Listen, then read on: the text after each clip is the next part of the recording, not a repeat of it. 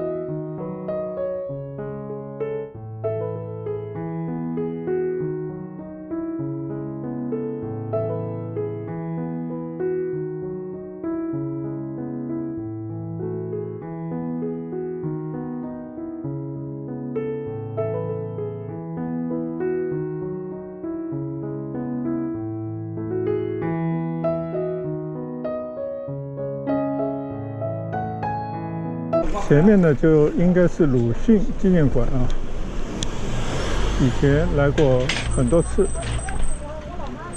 这个就是鲁迅的纪念馆，有鲁迅的远房亲戚啊周恩来题的字。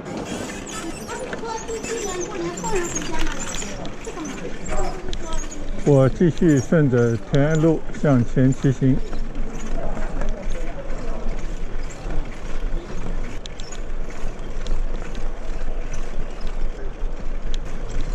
现在呢，我稍稍的在四川北路这个区域呢闲逛一下啊，就准备呢找一条南北的大道啊，从四川北路这边呢向南骑回城隍庙去，和我的家人呢会合，准备在城隍庙呢用餐吃饭。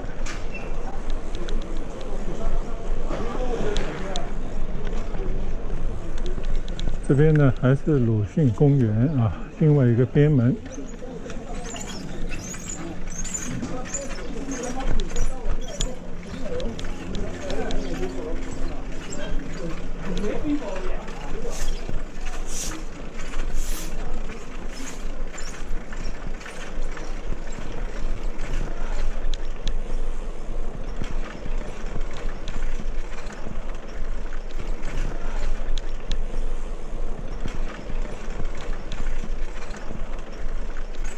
这条田安路啊，比我想象的还要长一点。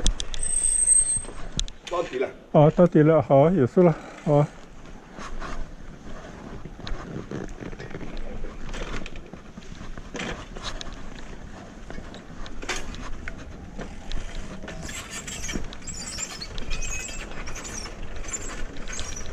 我的话音未落啊，这条田安路就到头了，进入到人家小区了啊。那我们就顺着田安路往回骑。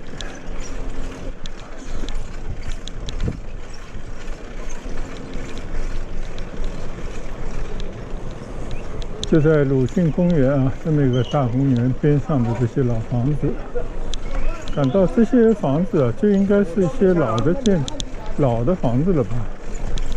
但是也有一些已经变成了楼房了。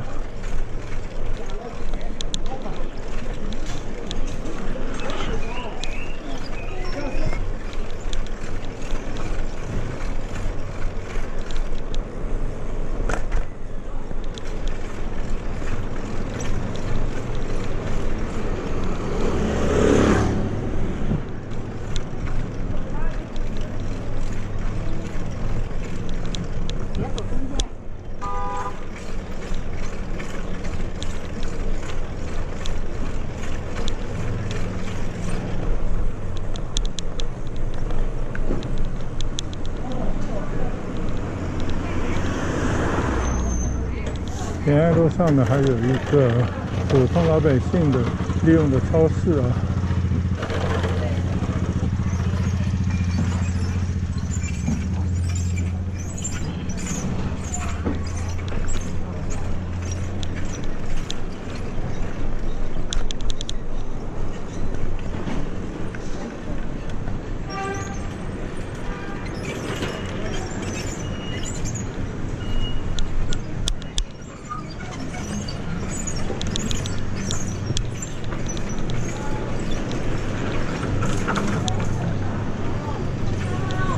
这里就是刚刚我经过的啊，还保留完好的这些房子，三英路上的老房子啊。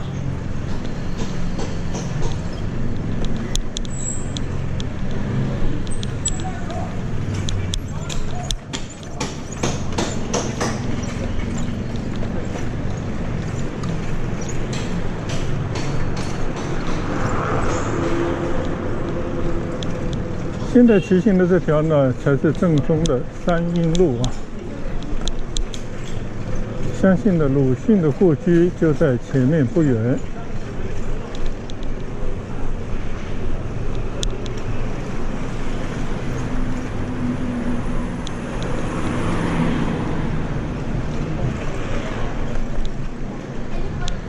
这就是大陆新村，当年啊。建的一片这样的房子啊，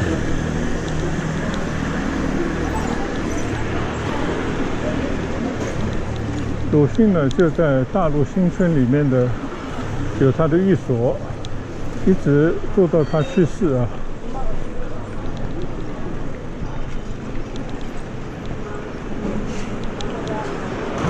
这个就是大陆新村的这个牌子，上面写着有大陆银行投资建造，1932年竣工。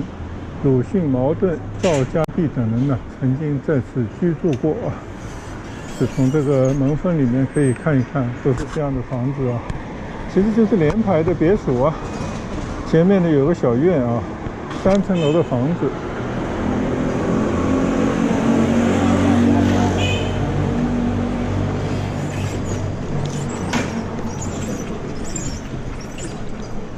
这边呢就是鲁迅的故居，看来是一家公司啊，到这边来集体参观。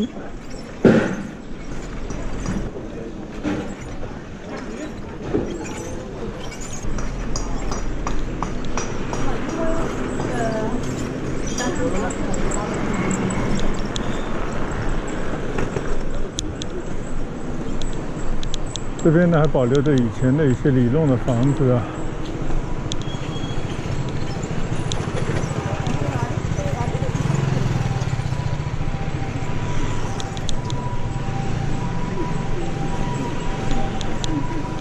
但是走到了这个三英路的街口呢，这边啊就已经变成了新的一片区域了。旧的房子应该也拆掉了不少，变成了一个现代的商厦啊，左手边。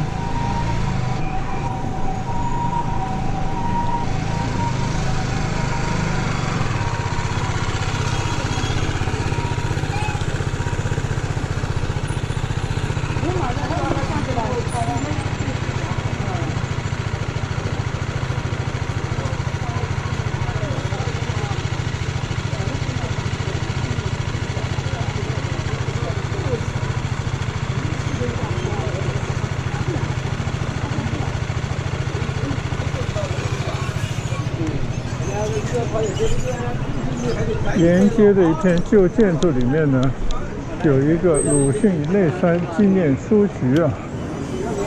其实这边呢，就是以前鲁迅的好朋友内山完造的书店，曾经给鲁迅有很大帮忙的这么一个日本人在这边开的一个书店啊。现在呢，我又回到了田爱路这个路口。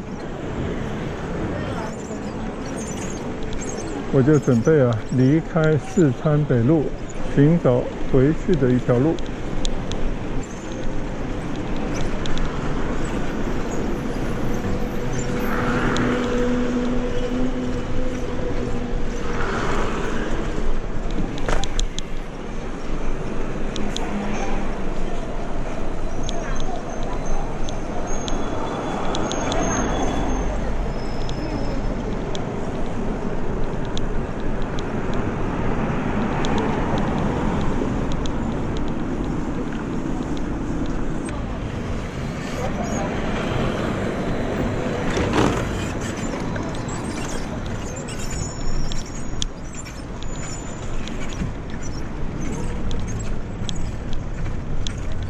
看了一下地图啊，我呢想找河南路去到城隍庙，但是呢，它还是要借道一段的四川北路啊，所以呢，我就干脆啊，再骑到这个多伦路历史名人街，骑回到四川北路。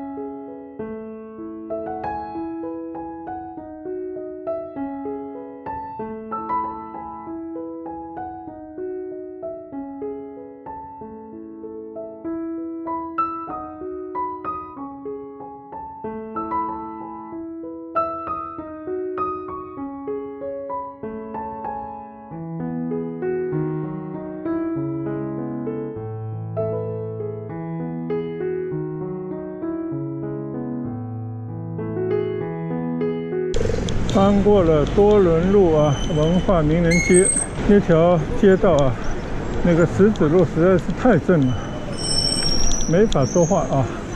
现在呢，我们又回到了四川北路上，借到四川北路，看能不能找到隔壁那条河南路，从河南北路呢一直骑到河南中路啊，就是我今天在义园那个站出来的边上那条路。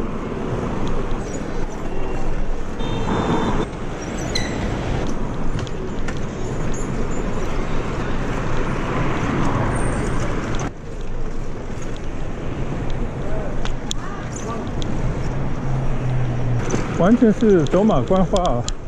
四川北路的商业的氛围，普通街道的老百姓的生活状态啊，就是匆匆一瞥。但是呢，对于以前的那些老建筑啊、老房子，大概在这些小街小巷里头也能看到。除了三阴路还保存的比较完好之外呢，其他地方啊，可能是我没有发现啊，都已经是面目全非了。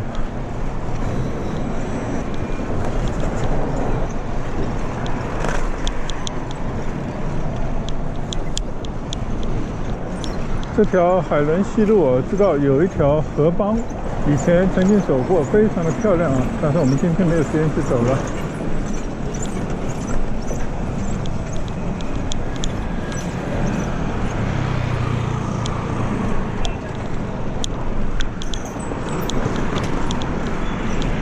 现在呢，在四川北路上啊，由北向南骑行。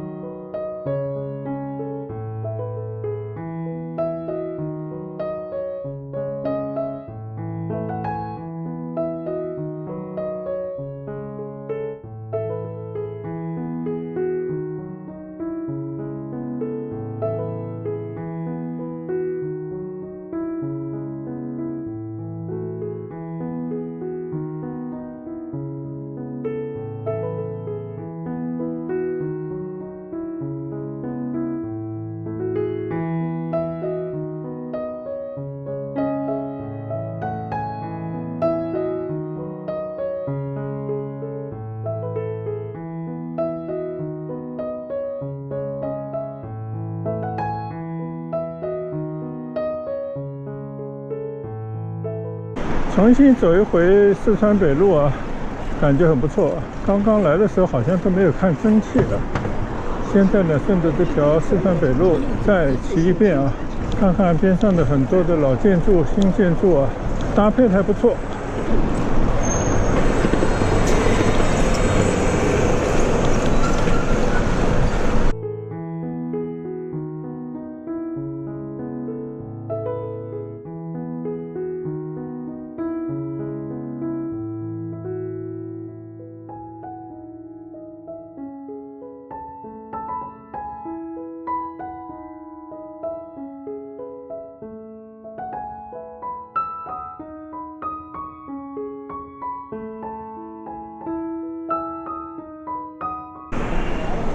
刚才左手边啊，这个公园没仔细看，它的名字叫四川北路公园。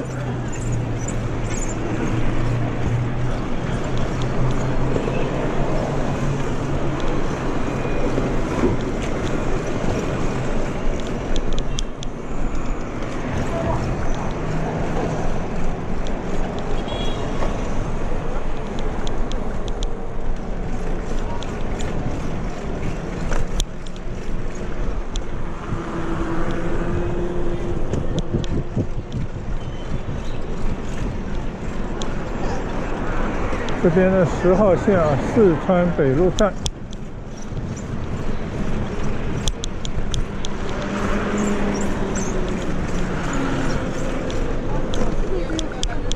经过了武进路啊。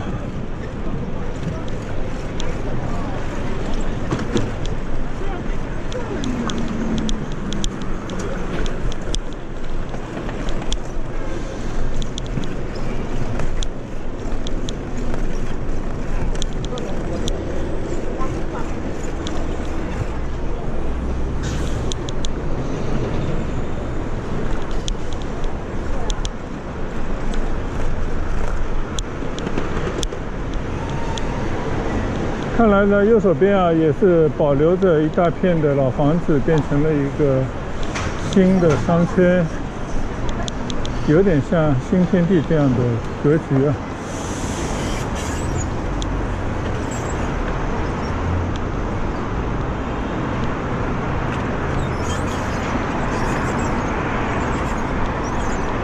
到了海宁路，我就右拐了，离开四川北路。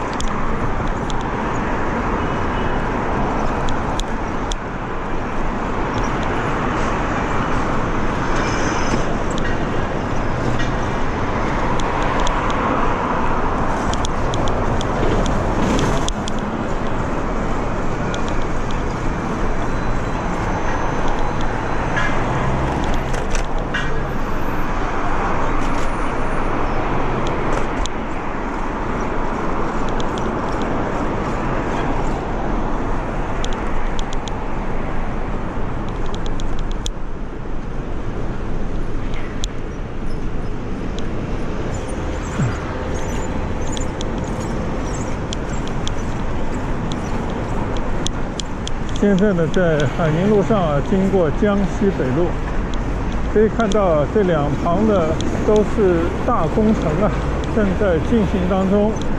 看来这边的房子呢，是开了非常的多啊。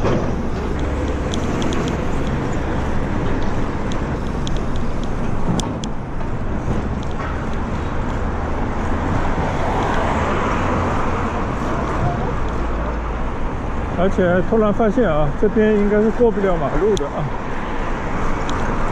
左手边过不去马路，那只能往前走了。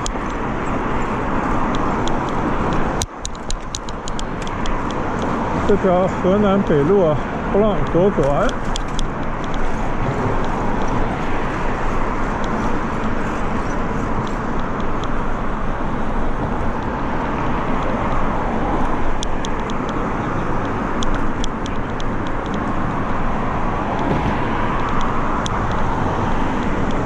看来这条海宁路啊，正在进行巨大的改造啊。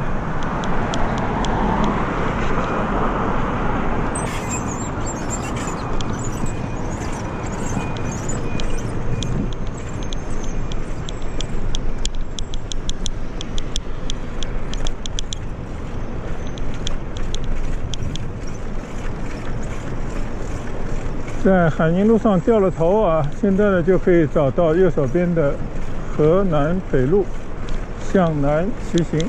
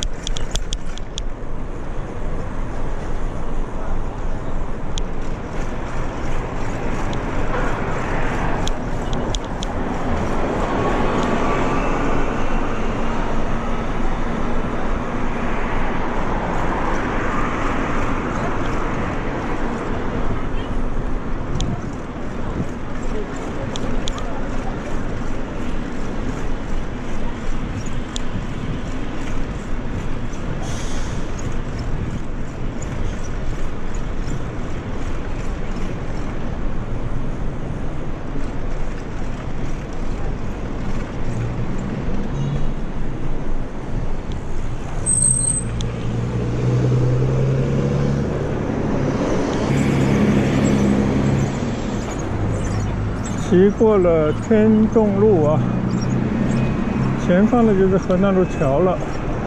但是这座桥呢，好像是没有单车道啊，单车只能在下面骑行。那我们就在下面骑行吧。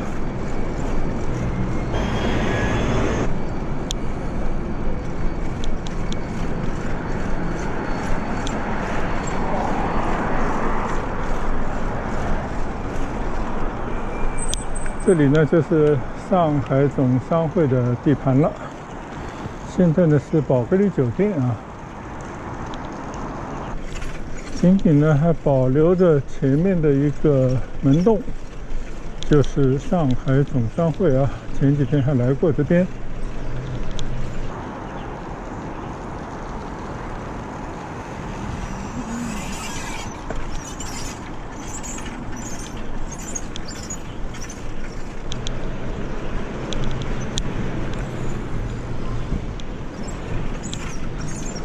就是这边了。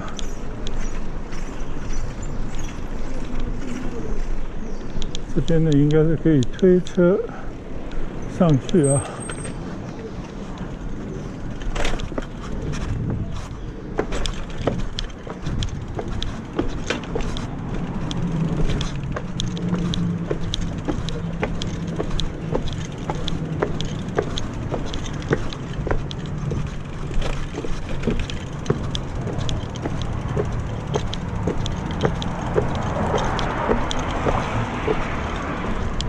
推车上了河南路桥。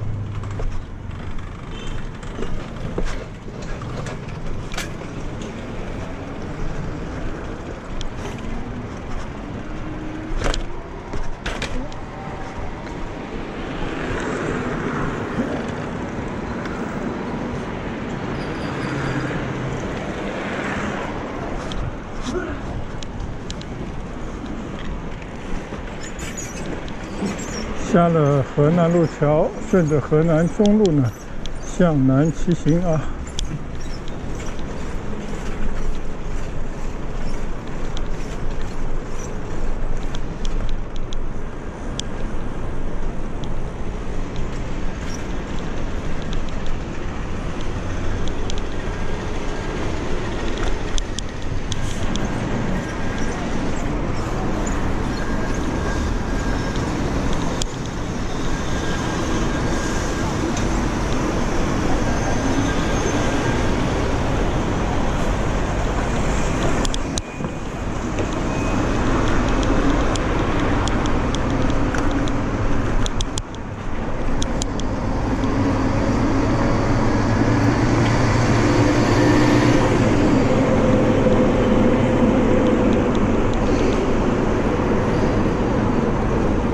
从河南路桥下来呢，就是黄浦区了。这边这条小街叫宁波路。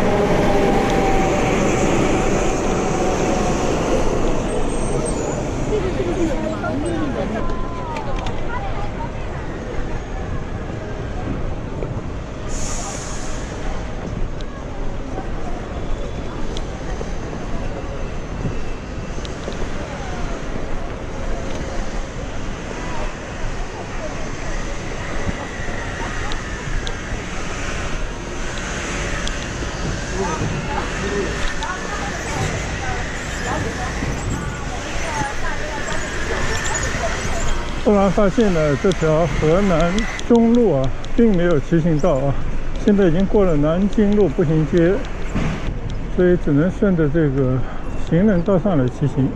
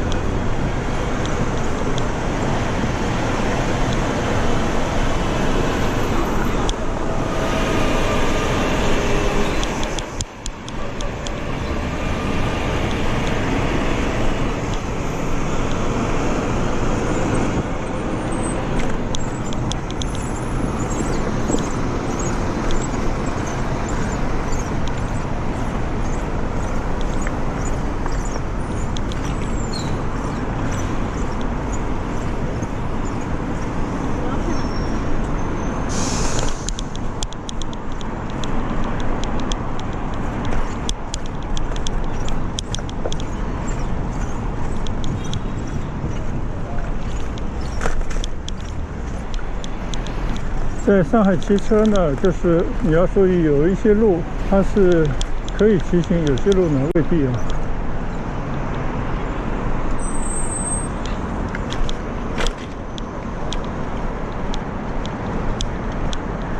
现在这边呢，就在人行道上啊，走过延安路啊，上面呢就是延安路高架。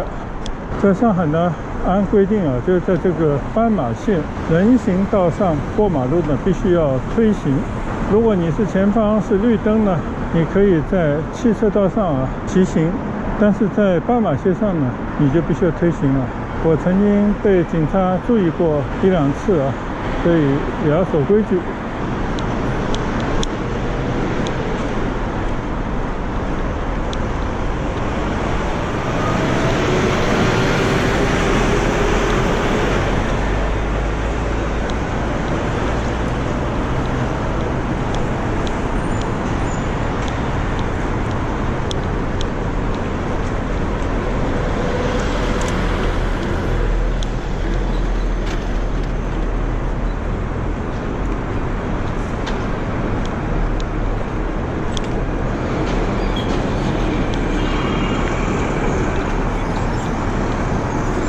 经过了延安路啊，城隍庙呢就在前面了。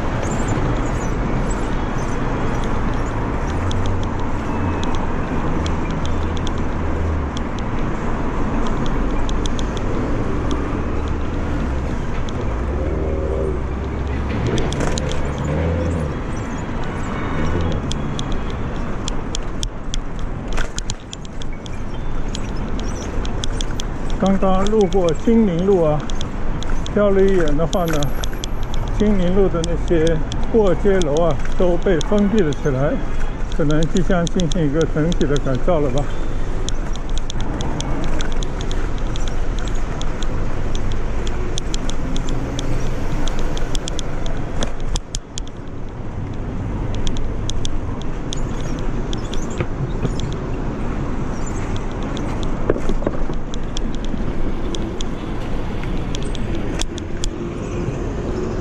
好了，又回到了人民路路口了，对面的就是义园的地铁站的入口。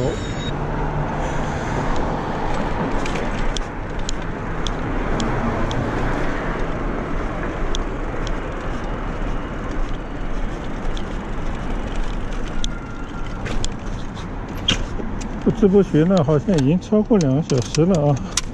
我先把车还了。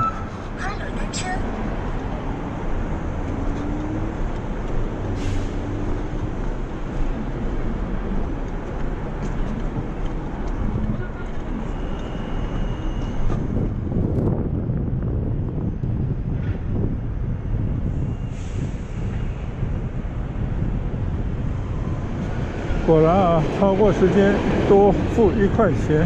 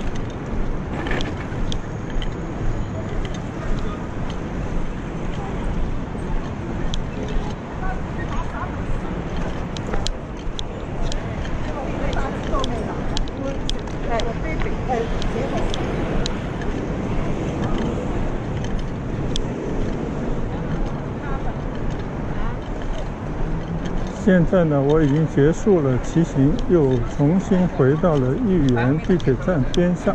对，我想着可能义园里面啊还车不是很方便啊，干脆就从这边走一段，走到义园附近去。顺便呢也可以看看街景啊。顺着这条人民路呢，可以看见浦东的一些高楼。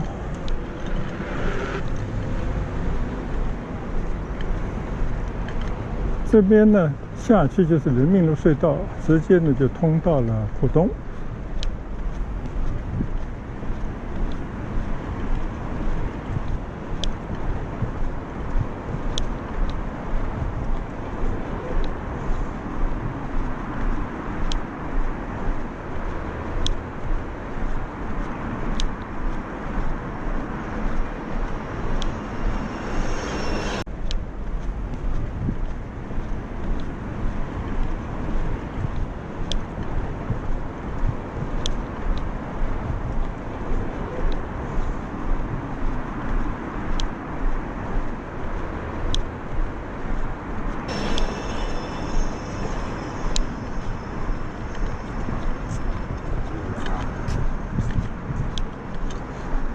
原本呢，右手边啊，现在围栏里面呢是已经非常漂亮的一片绿化带啊，不知道为什么原因呢，又拆掉，又在不知道建设什么啊，永远就在这样的反复的施工当中。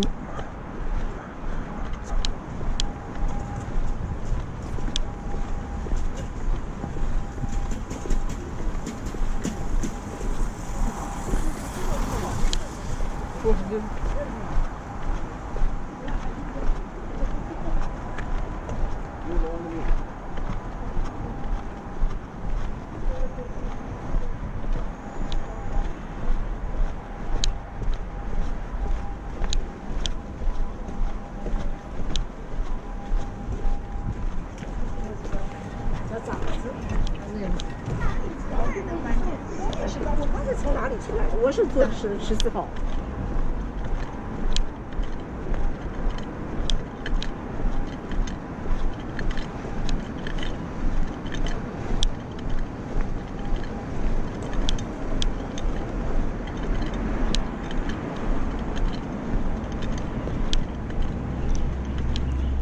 左前方呢就是四川南路，从这边开始。相对的呢，人民路的这边，右手边呢就是丽水路啊。现在就是去亿元商城城隍庙呢最主要的一个大门。对吧？2万是便宜啊。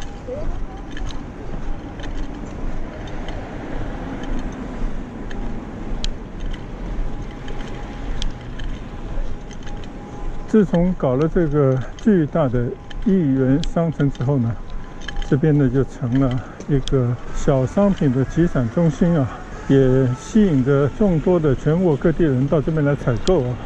当然也有一些游客啊到这边呢，也是会买一些手信，买一些纪念品啊。但是我对这样的改变呢，并不感冒，商业气味太重。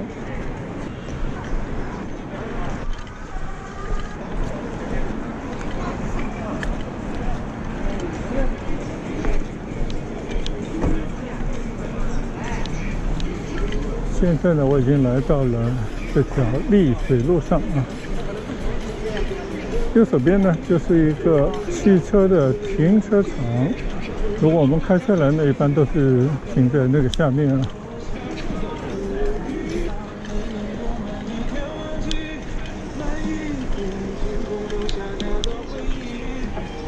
这边呢，跟任何的旅游的景区啊，普京一样，都是各种商店。尤其呢，什么金银珠宝啊、玉石啊、翡翠啊，这些东西呢，充斥其间啊。就是老百姓最莫名其妙的，就是喜欢这种东西，尤其是那些什么宝石啊、各种石头啊，其实根本搞不清楚这个价值何在啊。当然，这只是我一人的愚见。我看这个四周啊，基本上都是那些金店银楼。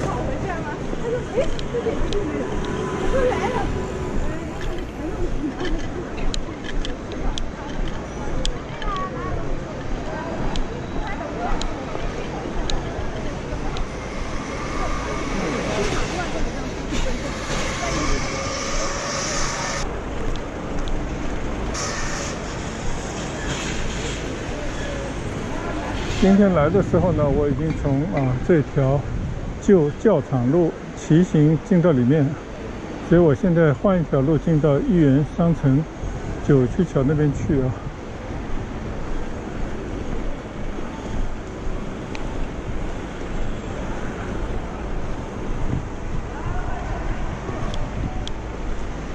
到了公共地方呢，就要把口罩戴上，拿出手机扫一个健康码才能够进到里面。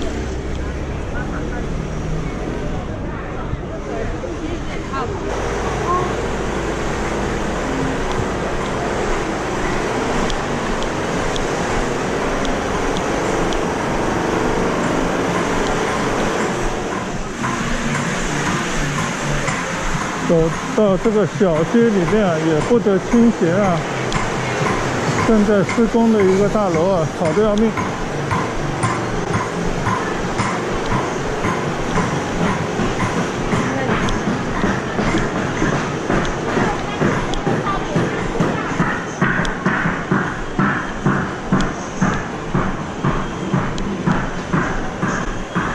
这边呢还保留着几栋以前的老房子。但是大部分呢都是新建的，都是变成什么银楼啊，只有这条豫园的老街应该还是以前那个样。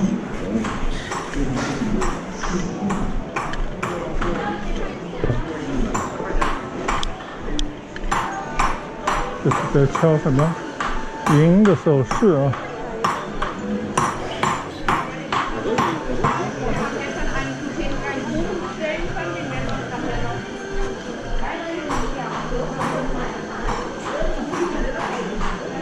卖各种工艺品啊、纪念品的地方。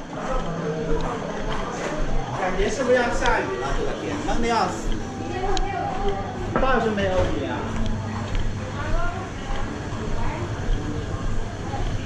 转出来呢，这边就是九曲桥了啊。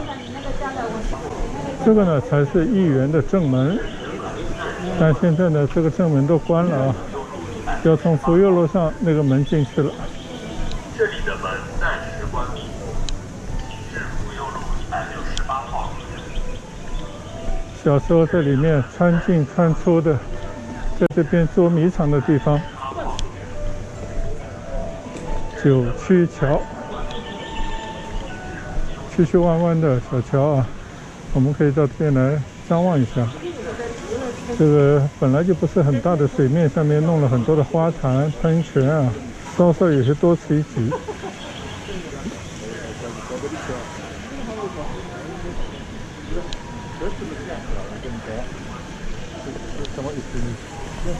唯有这些老建筑呢，还是原来的样子啊，像那些绿波廊啊、湖心亭啊、南翔馒头店啊，都是以前的样子。不行，哎，有没行啊？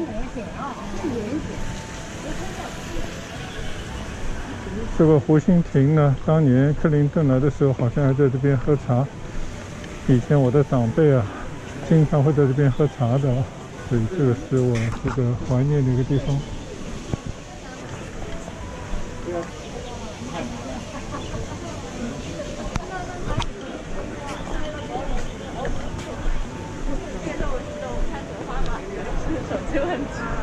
其实不是，他那天就是很穷。以前的上海本地人呢，只要有亲戚来，100%会带到这边来吃南翔小笼包啊。但是老实讲，现在我并不觉得这个味道有什么好吃，太甜了啊。好了，就在这个人头船涌的九曲桥上啊，结束我今天第2段的骑行，加了一段步行啊。我们要去吃饭去了，下一次再见，谢谢大家跟随和观赏，拜拜。